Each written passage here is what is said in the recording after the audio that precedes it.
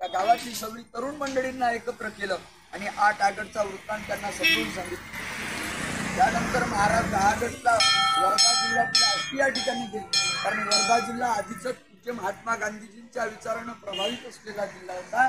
आणि गुरुदेव सेवा मंडळ आता जी आहे, त्यावेळी आरती मंडळ होतं। सुरुवातीला महाराजांनी आरती मंडळाची स्थापना केली आणि ती आरती मंडळाची सुरुवात सुद्धा आष्टीमधून झालेली। संपूर्ण त्यावेळचे आरती मंडळाचे कार्यकर्ते महाराजांच्या भाषणाच्या कार्यक्रमाला आले, अनेक लोक पेटून उठली। त्याच दिवशी महाराज 13 ऑगस्टला नंतर महाराज वरोऱ्यामध्ये गेंदलालजी शर्मा यांच्याकडे फार मोठी सभा झाली। हजाराच्या जवळजवळ लोक त्या सभेला उपस्थित होते। त्या ठिकाणी सुद्धा महाराजांनी हा 8 ऑगस्टचा वृत्तांत सांगितला। सगळे लोक पेटून उठले।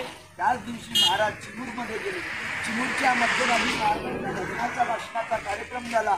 आते हे नाथ हमारे, झाड़ जड़ूले शस्त्र बनेंगी, भक्त बनेंगी सेना, पत्थर सारे बाम बनेगी, नाव लगेगी किनारे। अशा प्रकारे महाराजांचं भजन झालं।